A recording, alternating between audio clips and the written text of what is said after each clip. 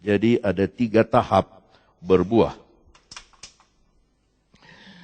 Yang pertama di dalam ayat kedua itu berbuah. Ini berbuah biasa. Yang kedua di dalam ayat ke-8. Berbuah banyak.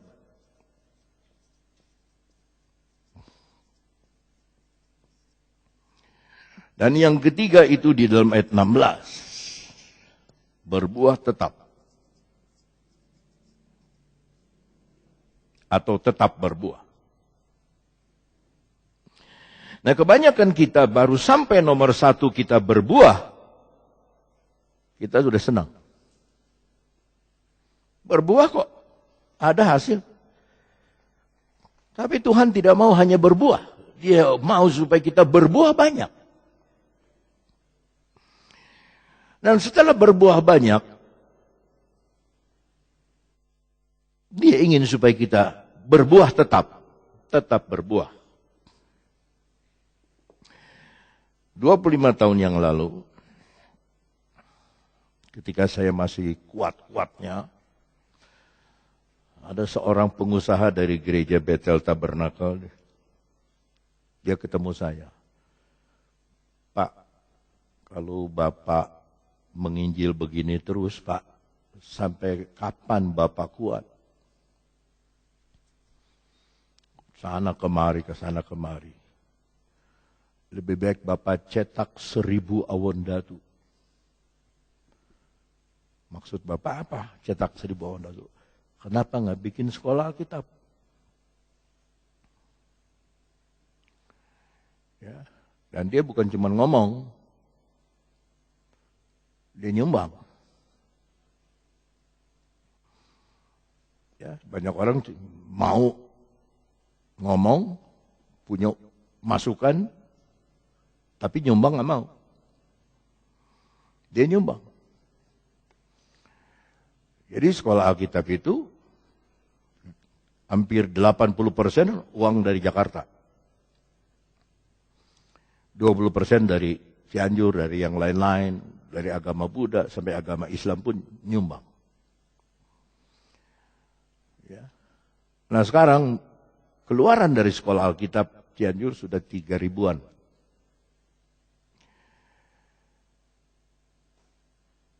Jadi saya sudah senang, sudah lewat. Sudah mereka, Bapak ini sudah bilang 1.000, saya sudah dapat 3.000. Jadi yang 2.000 itu bonus. Saya ke New York, ada murid SAC sana. Saya ke New Jersey, ada ex-SAC. Tapi di sana pendeta harus kerja. Maka dia kerja di rumah makan Jepang. Yang apinya, ya. Bagaimana pendapat Om? Dia bilang sama saya. Saya jadi tukang masak Jepang ini. Ya, aku terhibur sebab kamu kerja masih tetap bersama dengan api. Kalau khotbah dengan Roh Kudus, api Roh Kudus, dan kamu masak masih dengan api makanan Jepang.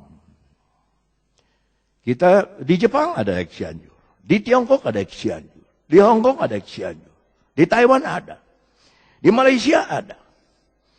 Ya, saya baru pulang dari Malaysia, ada di sana, di mana-mana ada. Nah, sekarang di depan rumah saya itu ada 2 pohon mangga. 3 pohon mangga. Semuanya berbuah. Dan berbuah banyak. Separuh dicuri orang. Separuh kita makan. Separuh ya kelelawar makan dan sebagainya. Umpamanya saya sekarang ingin membuat 1.000 pohon mangga. Kalau kita kasih 1.000 pohon mangga, tidak ada hasilnya.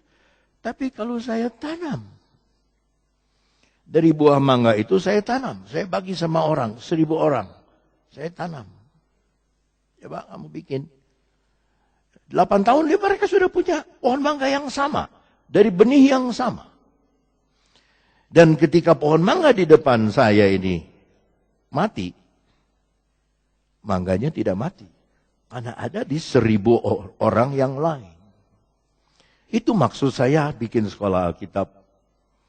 Kalau nanti ini pohon mangga ini mati, ya, dan Tuhan sudah bilang kapan saya mati, saya akan mati setelah saudara.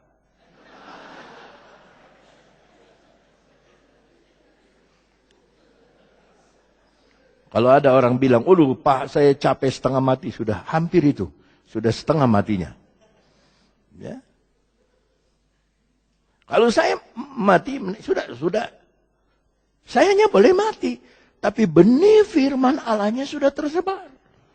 Itu yang saudara harus lakukan di hati jemaat, di hati siapapun juga. Saudara boleh mati, tapi kebaikan saudara akan tinggal di hati jemaat. Dia ngomong sama anaknya, dulu om ini gembala, mami gembala papi, itu orang baik sekali. Begini. Kita boleh mati, kita boleh tidak panjang umur. Saya ditelepon kemarin sama ketua umum. Ya, saya disuruh khotbah di ulang tahunnya dia. Karena dia undang pendeta bule satu berhalangan sebab ada keluarganya kecelakaan. Undang lagi pendeta bule berhalangan juga. Akhirnya yang setengah bule. Ya.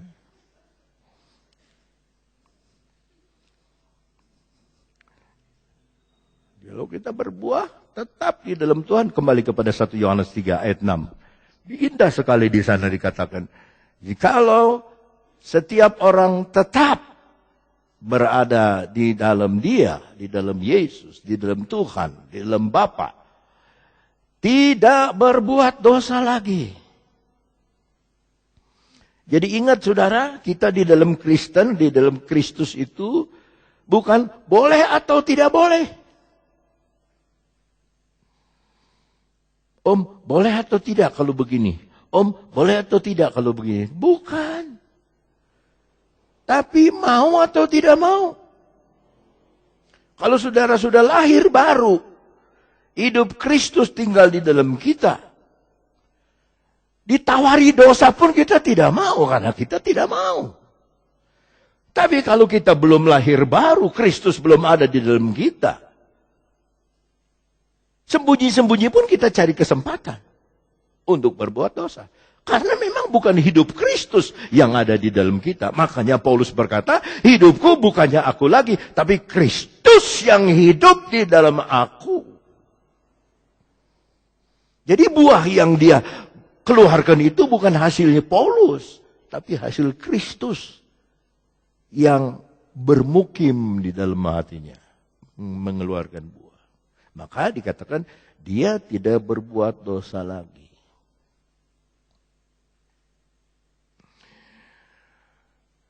Setiap orang yang tetap berbuat dosa. Jadi zaman Yohanes pun ada orang-orang yang menamakan dirinya Kristen tetapi tetap aja berbuat dosa. Enggak bertobat-bertobat. Tetap aja berbuat dosa. Maka dikatakan oleh firman Allah, setiap orang yang tetap berbuat dosa.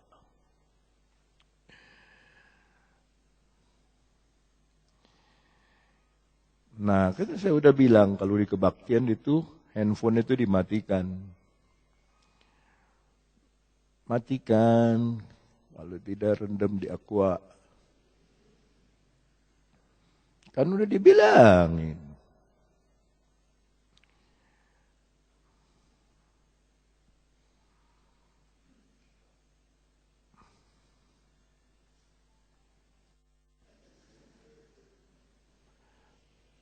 Banyak orang bisa beli handphone tapi tidak bisa mematikannya. Setiap orang yang tetap berbuat dosa tidak melihat loh. Dia ngelihat Tuhan. Saya pakai contoh Nabi Bileam. Buat saya mungkin ada dua nabi yang bodoh, tapi Tuhan tetap pakai. Ya Bileam sama Yunus.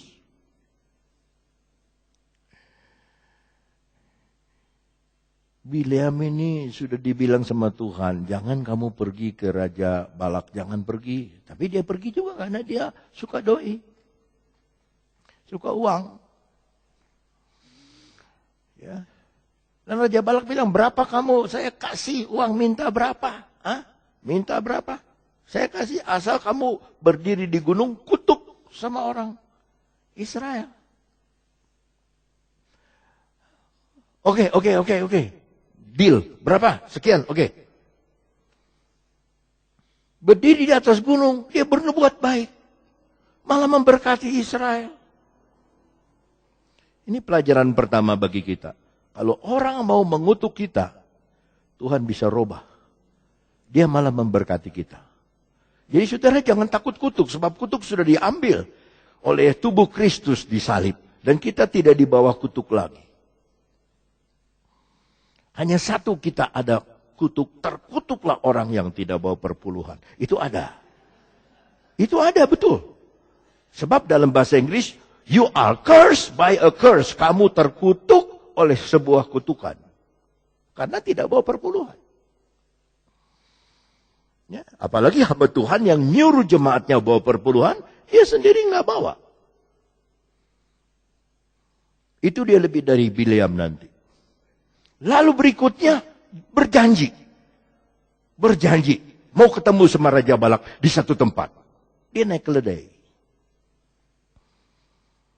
Bayangkan di tengah jalan saudara-saudara, keledai itu berhenti. Dipukul sama Bileam. Ayo maju, ini waktu sudah. Mau ketemu sama Balak. Ayo maju. Ini keledai itu berhenti karena dia lihat malaikat. Kalau keledai lihat malaikat dan Nabi Bileam tidak lihat malaikat, ini sudah keterlaluan. Tiba-tiba mujizat terjadi. Keledai bicara. Kenapa ngana pukul pak kita?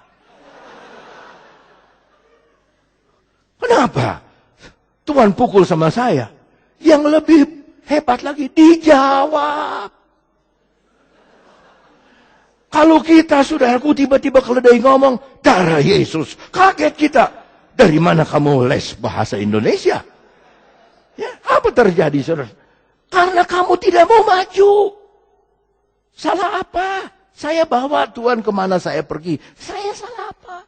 Baru Tuhan buka mata Bileam. Dia lihat malaikat dengan pedang terhunus. Nggak ngerti juga ini Bileam. Keledai bisa lihat. Kok manusia nggak bisa lihat, hamba Tuhan nggak bisa lihat. Ternyata ayat ini benar. Setiap orang yang tetap berbuat dosa, dia tidak bisa lihat. Dia nggak bisa lihat hebatnya Tuhan, kekudusannya Tuhan, berkuasanya Tuhan, berlimpahnya berkat Tuhan. Dia tidak bisa lihat. Ya. Malaikat saja udah nggak kelihatan. Bileam. Tapi Tuhan pakai karena waktu dia bernubuat, akhirnya dia bernubuat. Aku sudah lihat bintang Yakub itu. Bukan sekarang, tapi dia akan terbit.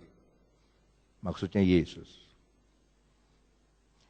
Yang terakhir dikatakan, tidak mengenal dia.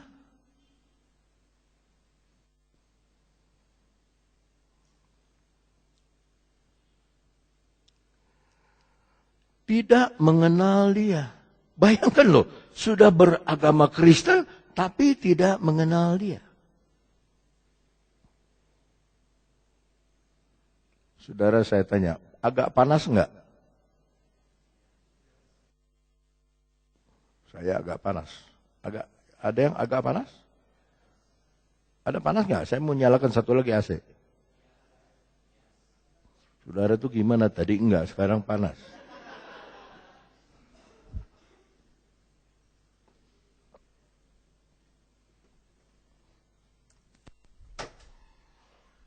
Loh,